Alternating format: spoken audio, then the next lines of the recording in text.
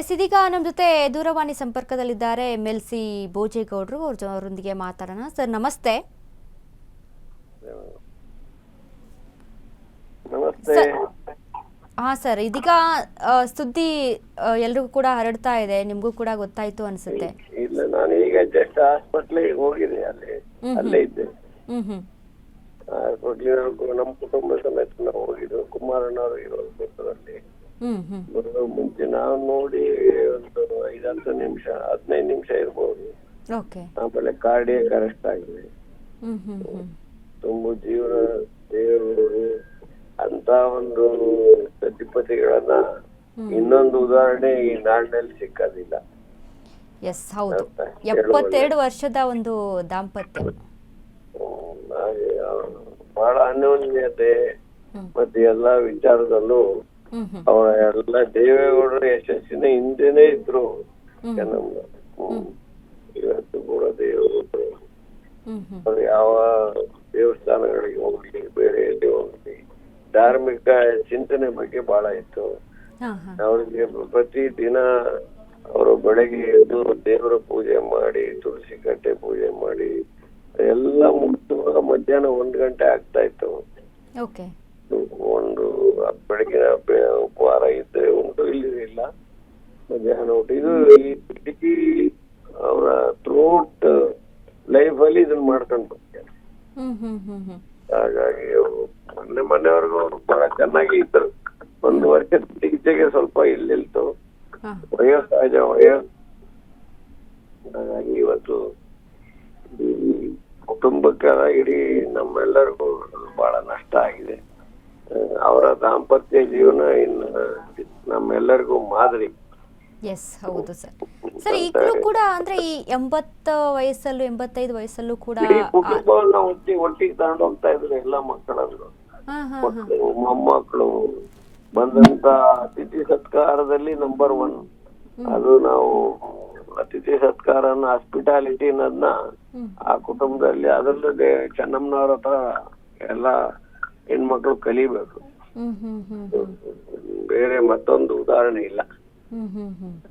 ಬಂದಂತ ಅತಿಥಿಗಳಿಗೆ ದೇವರ ಕುಟುಂಬಕ್ಕೆ ಎಷ್ಟು ಜನ ದಿನನಿತ್ಯ 100 ಜನ ಅತಿಥಿಗಳು. ಎಲ್ಲ ಅತಿಥಿಗಳನ್ನ ಬಹಳ ಗೌರವದಿಂದ ಮಾತಾಡ್ಸೋದ್ರ ಜೊತೆಗೆ ಕನಿಷ್ಠ ಒಂದು ಬಾಳೆಹಣ್ಣಾದ್ರೂ ಕೊಟ್ಟು ಕಳ್ಸೋರು. ಬಂದವ್ರಿಗೆ ಕಾಫಿ ತಿಂಡಿ ನಿರಂತರ ನಡೀತಾ ಇತ್ತು ಅವ್ರ ಮನೇಲಿ. ಅದೆಲ್ಲ ನಾವು ಅತ್ಯಂತ ಹತ್ತಿರದಿಂದ ನೋಡಿದೀವಿ. ಇನ್ನೊಂದು ಹೆಸರು ಚೆನ್ನಮ್ಮನವರು, ಅತಿಥಿ ಸತ್ಕಾರಕ್ಕೆ ಇನ್ನೊಂದು ಹೆಸರೇ ಚೆನ್ನಮ್ಮನವರು, ಧಾರ್ಮಿಕತೆಗೆ ದೇವರ ಭಕ್ತಿ ಇನ್ನೊಂದು ಹೆಸರೇ ಚೆನ್ನಮ್ಮನವರು. ಅಷ್ಟೇ ಹೇಳಬಲ್ಲೆ ನಾವು. ಅದು ಕುಟುಂಬಕ್ಕೆಲ್ಲ ನಮ್ಮೆಲ್ಲರಿಗೂ ಬಹಳ ನಷ್ಟ ಆಗಿದೆ. ಬಟ್ ತುಂಬು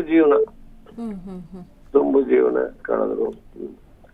ಹಾಗೆ ದೇವೇಗೌಡರಿಗೆ ಯಾರು ನಾವೇನೇ ಎಷ್ಟೇ ಹೇಳ್ಬೋದು, ಆದ್ರೆ ಈ ನೋವನ್ನ ತಡ್ಕೊಳ್ತಕ್ಕಂತ ಶಕ್ತಿ ದೇವೇಗೌಡರಿಗೆ ಭಗವಂತ ಕೊಡ್ಲಿ ಅಂತ ಕೇಳ್ಬೋದು. ಬಿಟ್ರೆ ದೇವೇಗೌಡರು ಬಹಳ ಕುಗ್ಗಿ ಮಾನಸಿಕವಾಗಿ ಈ ವಿಚಾರದಲ್ಲಿ ಅದು ಆ ಸ್ಥೈರ್ಯವನ್ನ ಯಾವ ರೀತಿ ಅದನ್ನ ಈ ನಷ್ಟವನ್ನು ತಡ್ಕೊಂತಾರೋ ಗೊತ್ತಿಲ್ಲ. ಬಟ್ ಭಗವಂತನಲ್ಲಿ ನಾವು ಪ್ರಾರ್ಥನೆ ಮಾಡ್ಬೋದು ಅಷ್ಟೇ. ಸರ್, ಇದೀಗ ಈ ದೇವೇಗೌಡರು ಮತ್ತೆ ಚೆನ್ನಮ್ಮ ಅವರ ದಾಂಪತ್ಯ ಜೀವನದ ಒಂದು ಅನ್ಯೂನ್ಯತೆ ಇರುತ್ತಲ್ಲ, ಅದ್ರ ಬಗ್ಗೆ ಏನ್ ಹೇಳ್ತೀರಾ ಸರ್? ಯಾವ ರೀತಿಯಾಗಿದ್ರು, ಇನ್ನು ರಾಜಕೀಯವಾಗಿ ಅವ್ರಿಗೆ ಕೊಟ್ಟಂತ ಸಾಥ್ ಆಗಿರ್ಬೋದು, ಇವೆಲ್ಲವೂ ಕೂಡ. ನೋಡಿ, ದೇವೇಗೌಡರು ರಾಜಕೀಯವಾಗಿ ಸುಖದ ದಿನಗಳಿಂದ ತುಂಬಾ ಕಷ್ಟದ ದಿನಗಳನ್ನ ಕಳೆದಿದ್ದಾರೆ. ಆ ಕಷ್ಟದ ದಿನಗಳಲ್ಲಿ ಕೂಡ ಇವರು ಜೊತೆಯಾಗಿ ಇಡೀ ಕುಟುಂಬವನ್ನು ಒಟ್ಟಿಗೆ ತಗೊಂಡೋದ್ರಲ್ಲ. ಆ ಕುಟುಂಬದಲ್ಲಿ ನೋಡಿ, ಬೇರೆ ಬೇರೆ ಮಕ್ಕಳಲ್ಲಿ ಬಹಳಷ್ಟು ಬಿರುಕು ಬರ್ತಕ್ಕಂಥದ್ದು ನೀವು ನೋಡಿದ್ದೀರಿ. ಆಮೇಲೆ ಹೆಣ್ಣು ಮಕ್ಳು ಇರ್ಬೋದು, ಗಂಡು ಮಕ್ಳು ಇರ್ಬೋದು. ಆದ್ರೆ ಇವರು ಇವತ್ತಿನವರೆಗೆ ಆ ಕುಟುಂಬವನ್ನು ಒಟ್ಟಿಗೆ ತಗೊಂಡೋದಂತ ಕೀರ್ತಿ ಯಾರಿಗೆ? ದೇವೇಗೌಡರಿಗಿಂತ ಚೆನ್ನಮ್ಮನವರಿಗೆ ಸಲ್ಲಬೇಕು. ಪ್ರತಿಯೊಂದು ಮಕ್ಕಳು ಎಲ್ಲ ಹಬ್ಬಗಳಲ್ಲಿ ಕೂಡ ಒಟ್ಟಿಗೆ ಸೇರ್ತಕ್ಕಂಥದ್ದು, ಮತ್ತೆ ಬೇರೆ ಬೇರೆ ಅವರ ಮನೆ ಸಮಾರಂಭಗಳಲ್ಲಿ ಒಟ್ಟಿಗೆ ಸೇರ್ತಕ್ಕಂಥದ್ದು, ಪ್ರತಿಯೊಂದು ಹಬ್ಬದಲ್ಲೂ ಎಲ್ಲ ಒಟ್ಟಿಗೆ ಸೇರ್ತಕ್ಕಂಥದ್ದು ಒಂದು ವ್ಯವಸ್ಥೆ ಅವ್ರ ಮನೇಲಿ ಇತ್ತು ನಾನು ನೋಡಿದಾಗ. ಅದು ಎಷ್ಟು ಮನೇಲಿ ಇದೆ? ಹೌದೌದು. ಹಾಗಾಗಿ ಅವರು ದಾಂಪತ್ಯ ಜೀವನದಲ್ಲಿ ನಾನು ಹೇಳ್ದಲ್ಲಿ ಇನ್ನೊಂದು ಉದಾಹರಣೆ ಇಲ್ಲ. ದೇವರು ಅತ್ಯಂತ ಸೋತಾಗ ಗೆದ್ದಾಗ ಯಾವತ್ತೂ ಕೂಡ ಚೆನ್ನಮ್ಮನವರು ಎಲ್ಲಿಯೂ ಕೂಡ ಹೊರಗಡೆ ಕಾಣ್ತಕ್ಕಂಥದ್ದು, ಪೊಲಿಟಿಕಲ್ ಫೀಲ್ಡ್ ಅಲ್ಲಿ ಕಾಣ್ತಕ್ಕಂಥದ್ದು ವಿಚಾರ ಇರಲಿಲ್ಲ ಬಿಡಿ. ಅವ್ರೇನಿದ್ರು ಮನೆ ಒಳಗಡೆ ಮತ್ತೆ ಅವರ ಎಲ್ಲ ಧಾರ್ಮಿಕ ಕಾರ್ಯಗಳಲ್ಲಿ ಮತ್ತೆ ಪೊಲಿಟಿಕಲ್ ಕಾರ್ಯಗಳಲ್ಲಿ ಅವ್ರ ಜೊತೆಗೆ ಇದ್ರು. ಹಾಗಾಗಿ ಅವರ ದಾಂಪತ್ಯ ಜೀವನ ಅವ್ರು ಅಷ್ಟು ಅಟ್ಯಾಚ್ಮೆಂಟ್ ನಾವ್ ಇನ್ನೊಂದ್ ಕಡೆ ನೋಡಕ್ ಸಾಧ್ಯ ಇಲ್ಲ. ಅದನ್ನೇ ನಾನು ಹೇಳಿದ್ ನಿಮ್ಗೆ, ದೇವೇಗೌಡರಿಗೆ ಅದನ್ನ ಬೇರ್ ಮಾಡಕ್ ಸಾಧ್ಯನೇ ಇಲ್ಲ ಅಂತ ಕಾಣ್ತದೆ ನನ್ನ ಪ್ರಕಾರ. ಆ ಅಟ್ಯಾಚ್ಮೆಂಟ್ ಭಗವಂತನೇ ಶಕ್ತಿ ಕೊಡ್ಬೇಕಾಗಿ ಬಾರಿ ಕಷ್ಟ ಇದೆ ಅದು ಮುಂದಿನ ದಿನಗಳಲ್ಲಿ. ಅವ್ರಿಗೆ ಬೇರೆ ಏನು ರಾಜಕಾರಣ ಬೇಕಾದಷ್ಟು ಬರ್ಬೋದು, ಇನ್ನು ಅವ್ರು ಅದ್ರ ಬಗ್ಗೆ ಆಲೋಚನೆ ಮಾಡ್ಬೋದು, ಎಲ್ರಿಗೂ ಒಳ್ಳೆ ಮಾರ್ಗದರ್ಶನ ನೀಡ್ಬೋದು. ಆದ್ರೆ ಪಕ್ಕದಲ್ಲೇ ಇದ್ದಂತ ಆ ಮಾರ್ಗದರ್ಶನ ಇನ್ಯಾರಿಂದಲೂ ಸಿಕ್ಕದಿಲ್ಲ. ಹಾಗಾಗಿ ದೇವೇಗೌಡರಿಗೆ ಒಂದು ದೊಡ್ಡ ಶಕ್ತಿ ಆದಂತವ್ರು ಚೆನ್ನಮ್ಮ ಆಗಿದ್ರು. ಈಗ ದೇವೇಗೌಡರಿಗೆ ಒಂದು ಧೈರ್ಯ ತುಂಬುವಂತ ಕೆಲಸ ದೇವೇಗೌಡರಿಗೆ ಅಷ್ಟು ಧೈರ್ಯ ತುಂಬತಕ್ಕಂಥವ್ರು ಇನ್ಯಾರು ಇಲ್ಲ ಬಿಡಿ.